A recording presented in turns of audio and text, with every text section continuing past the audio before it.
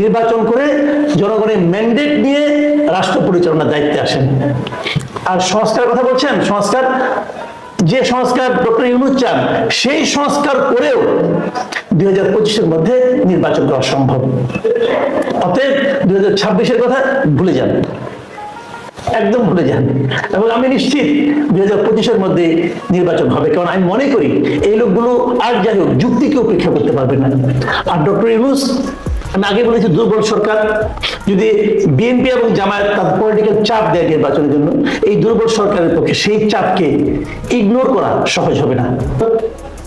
এই সময়ে অন্তর্বর্তীকালীন সরকারের সঙ্গে রাজনৈতিক দলগুলোর প্রধান যে বিরোধের জায়গা সেটা কোনটা? সেটা হচ্ছে নির্বাচন কবে হবে। এই ইস্যুটা নিয়ে কিন্তু আমি মনে করি যে এই মুহূর্তে দেশের শাসন ক্ষমতা বলেন, সরকার বলেন অথবা রাজনীতি বলেন, এই সকল ক্ষেত্রে প্রধান যে দুটো ভাগ, একটা হলো অন্তর্বর্তীকালীন সরকার আর একটা হলো রাজনৈতিক দল। তার মধ্যে মূল আলোচনার বিষয় হলো এটা যে নির্বাচন কবে হবে। সরকার এতদিন নির্বাচন যে তারা দিতে চায়, কবে নাগাদ দিতে চায় তার কোনো দিক নির্দেশনা অথবা সে সংক্রান্ত একটা শব্দ উচ্চারণ করেনি। খালি বারবার একটা কথাই বলেছে যে সংস্কার হবে, তারপর নির্বাচন হবে। এবং সংস্কারের দাবিটা কিন্তু নতুন না, এটা হলো যখন আন্দোলন চলছিল তখন থেকে কিন্তু সংস্কারের দাবিটা উঠছিল যে একটা সংস্কার করতে হবে।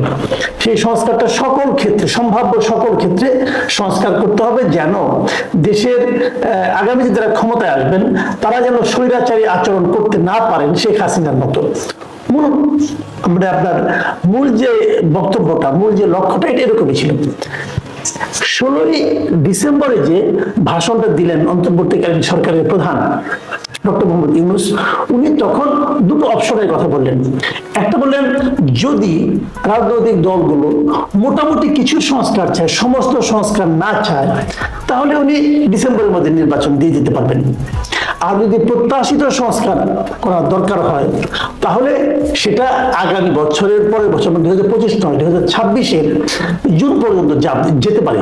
মানে প্রথমার্ধ মানে জুন পর্যন্ত, জুনের আগ পর্যন্ত যে কোনো সময়। এই ধরনের ইঙ্গিত কিন্তু প্রধান উপদেষ্টা ওনারা ভাষণে দিলেন।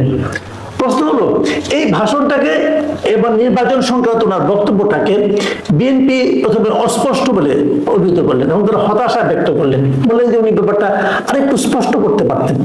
এই ধরনের অস্পষ্টতা রাখার অর্থটা কি?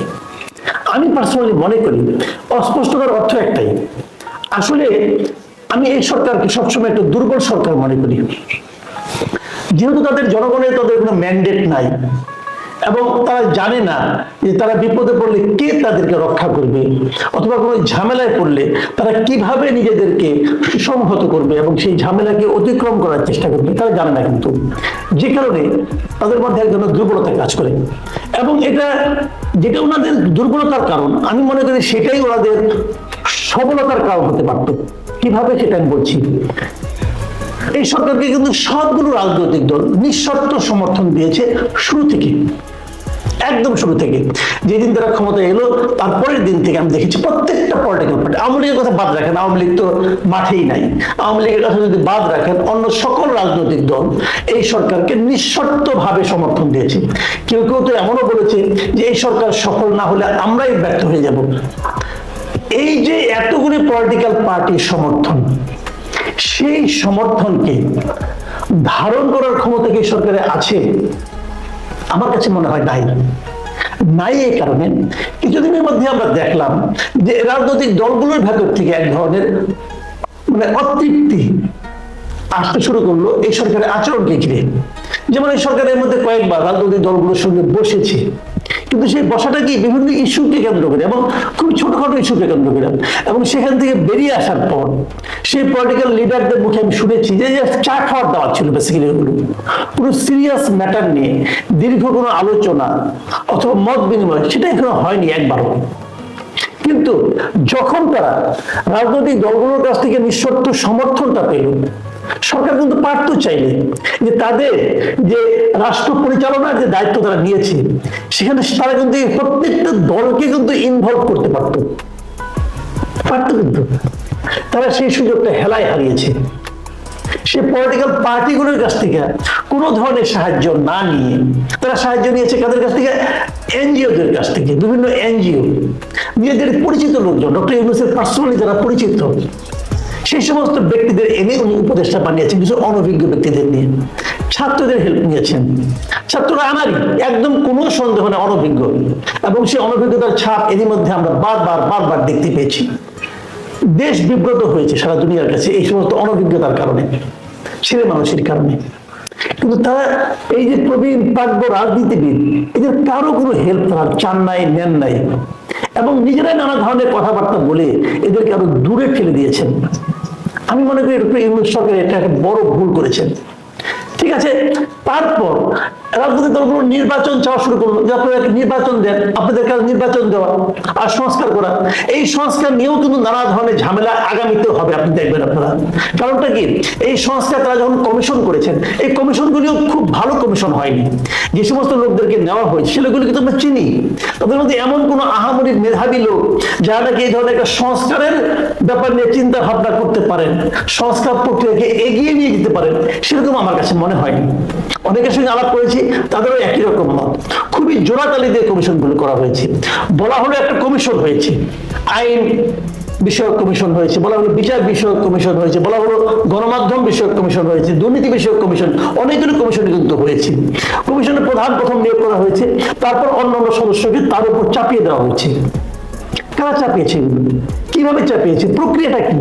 মুখ চেনা, কে কাকে চেনে, তাকে এনে বসিয়ে দেওয়া হয়েছে। এবং এরা করবে সংস্কার? আমার কাছে মনে হয় না। সংস্কারের জন্য যতটা মেধা, যতটা প্রজ্ঞা দরকার এদের মধ্যে আছে, আমার মোটেই মনে হয় না। এখন এই সংস্কারও কিন্তু রাজনৈতিক দলগুলো মেনে নিয়েছে। রাজনৈতিক দলগুলো বলেছে, ঠিক আছে আপনারা সংস্কার করেন, সংস্কার কমিশন রিপোর্ট দেয়। এবং ডক্টর ইউনূস একটা ভালো কাজ করেছেন, আমি ওটাকে ভালো বলবো। সেটা হলো উনি একটা জাতীয় ঐক্য গঠন প্রক্রিয়া গঠনের জন্য আরেকটা কমিশন গঠনের কথা বলেছেন। এবং সেই কমিশনে এই যে প্রথম যে 6টা কমিশন করা হয়েছিল, সেই 6টা কমিশনে 6 জন যে চেয়ারম্যান আছেন, প্রধান আছেন, তাদেরকে নিয়ে বসা হবে সেই কমিশনে। বসেন, কোনো সমস্যা নেই, সেখানে কিভাবে আলোচনা হবে। তাহলে এই আলোচনাগুলো যদি ওখানে হয়, তাহলে নির্বাচন, তাহলে এইগুলি তো ডক্টর ইউনূসের প্রত্যাশিত সংস্কার। তো এইগুলো যদি প্রত্যাশিত সংস্কার হয়, তাহলে নির্বাচনটাকে ঠেলে 2026-এর জুন পর্যন্ত নিতে হবে কেন? আমি আপনাদের সহজ হিসাবটা একদম গণিতের মতো করে বলে দিই, আমি যেভাবে বুঝি, আমার গণিতটা আপনাদের সঙ্গে আমি একটু শেয়ার করতে চাই। ধরুন এই 6টা কমিশনকে তাদেরকে বলা হয়েছে, তোমরা প্রথমে বলেছিল ডিসেম্বরের মধ্যে এই দিবা, রিপোর্ট দিবা, তখন 1 মাস সময় বাড়িয়েছে। ধরলাম জানুয়ারির মধ্যে রিপোর্ট দিতে বলা হয়েছে, আপনি জানুয়ারি 31 তারিখ ধরেন, জানুয়ারি 31 তারিখে সবগুলো কমিশন রিপোর্ট দেবে। তারপরে জাতীয় ঐক্য কমিশন যেটা গঠন করা হয়েছে, যেটা গঠনের নাম অলরেডি ঘোষণা করা হয়েছে, তারা বসবে রাজনৈতিক দলগুলোর সঙ্গে এই প্রাপ্ত রিপোর্টগুলো নিয়ে, যে কোন কোন রিপোর্টের কোন কোন প্রস্তাবের ব্যাপারে তাদের আপত্তি আছে, কোনটার ব্যাপারে আপত্তি নেই, শোনার জন্য। খুব ভালো একটা প্রক্রিয়া, কিন্তু আমার কাছে পছন্দ হয়েছে। এই প্রক্রিয়া তারা আলাপ আলোচনা করে কিছু বাদ করবে, কিছু রাখবে, কিছু বাদ দিবে, এইভাবে করে তারা কিছু কিছু জিনিস দাঁড় করাবে, চূড়ান্ত করবে জাতীয় ঐক্যের স্বার্থে, সংস্কারের স্বার্থে। ওকে, এটা করতে কতদিন সময় লাগবে? কতদিন? 1 মাস, 1.5 মাস, 2 মাস, ধরেন 3 মাস। এর চেয়ে বেশি লাগার কোনো কারণ নাই, 3 মাস লাগে। তাহলে জানুয়ারির 31 তারিখ থেকে 3 মাস মানে এপ্রিলের 31 তারিখ। তাহলে এপ্রিল মাসের 30 তারিখ, এপ্রিলের 30 তারিখের মধ্যে আপনার শেষ হয়ে গেল। কি শেষ হলো? জাতীয় ঐক্য প্রতিষ্ঠা হলো, সংস্কারের যে প্রস্তাবগুলি সেগুলো এসে গেল। এরপর আপনার কি বাকি? ঠিক আছে, আপনি বলেন না ড্রাফটিং করতে হবে, লিখতে হবে, এগুলো সব কিছু করতে হবে, করেন ড্রাফটিং। 1 মাস নেন, 1 মাস হবে না, ঠিক আছে 2 মাস নেন, তাহলে কি হয়? জুলাই মাস হয় না, এপ্রিলের পরে মে, জুন হয়, জুন হয়, জুনের 31 তারিখ হয়ে যাচ্ছে। তো জুনের মধ্যে আপনার শেষ হয়ে গেল, সব শেষ। এরপরে আপনি আর কি করবেন? নির্বাচন তফসিল ঘোষণা করবেন, আর তো কিছু করার নাই। ভোটার তালিকা, ইলেকশন কমিশন তো বলেই দিয়েছে যে তারা মার্চের মধ্যে ভোটার তালিকা কমপ্লিট করে ফেলবে। ভোটার তালিকাও প্রস্তুত, সংস্কার প্রস্তুত। তারপর আপনি কি অজুহাতে আরো বেশি দিন থাকতে চাইবেন? কোনো অজুহাত নাই। তারপর সেটাকে আরো 1 বছর আপনি টেনে নেবেন 2026-এর জুন পর্যন্ত, কোনো অজুহাত নাই রে ভাই। এবং জুন 2025-এ যদি সব শেষ হয়ে যায়, তারপর নির্বাচনের জন্য আপনি ম্যাক্সিমাম 90 দিন নেন, 3 মাস নেন আরো। তাহলে কি হয়? জুলাই, অগস্ট, সেপ্টেম্বর, সেপ্টেম্বরের 30 তারিখের মধ্যে সব কাজ শেষ। তাহলে অক্টোবরের 1st উইকে নিয়ে নির্বাচন হতেই পারে। যে কোনো কিছুর বিনিময়ে অক্টোবরের 5 তারিখে নির্বাচন হওয়া সম্ভব 2025-এ। হিসাবটা কিন্তু খুব সহজ, এখানে কিন্তু কোনো জটিলতা নাই। এবং এই জিনিসটাও কিন্তু আমি আজকেও দেখলাম, জাতীয় এতদিন জামাতে ইসলাম কিন্তু তেমন কিছু বলেনি, তারা নির্বাচন কবে চায় তেমন কিছু বলেনি। এখন তারাও বলছে যে 2025 সালের মধ্যে নির্বাচন হতে হবে। এই তো দেখলাম গতকালকেই যে জামাতে ইসলামের যে নায়েবে আমির তিনি বলেছেন, মানে সৈয়দ মোহাম্মদ আব্দুল্লাহ তাহের, তিনি বলেছেন কিন্তু 2025 সালের মধ্যেই নির্বাচন হতে হবে। আপনি জামাতও 2025-এর মধ্যে নির্বাচন চায়, বিএনপিও 2025-এর মধ্যে নির্বাচন চায়, কে চায় না? তাহলে কে চায় না? এখন যদি আমরা ঘুরি, চায় হলো ছাত্ররা, মানে ছাত্ররা কারা? যারা নতুন রাজনৈতিক দল করার জন্য এরই মধ্যে নানা রকম কর্মকাণ্ড করছেন, নানা রকম পায়তারা করছেন, তারা আরো একটু সময় চায় নিজেদের দল গুছিয়ে নেওয়ার জন্য। তারা আরো করার কিছু নেই, তাদেরকে অনুরোধ করবো আপনারা অপেক্ষা করেন। আর আপনাদের যদি ব্যাপক জনপ্রিয়তা থাকে তাহলে এই সময়ের মধ্যে হয়ে যাবে। একটু জোর কদমে নামেন। অলরেডি তো দেখলাম যে বিভিন্ন কমিশনারদের নিয়ে বসেছেন, আবার এলজিআরডি মিনিস্ট্রিও পেয়েছেন। তো না পারা তো আপনারা তো অনেক দূরে এগিয়ে গেছেন। আপনারা আপনাদের সমস্ত ক্ষমতা প্রয়োগ করেন, নির্বাচনে আসেন ভাই, নির্বাচন করে জনগণের ম্যান্ডেট নিয়ে রাষ্ট্র পরিচালনার দায়িত্বে আসেন। আর সংস্কার কথা বলছেন, সংস্কার, যে সংস্কার ডক্টর ইউনূস চান সেই সংস্কার করেও 2025-এর মধ্যে নির্বাচন করা সম্ভব। অতএব 2026-এর কথা ভুলে যান, একদম ভুলে যান।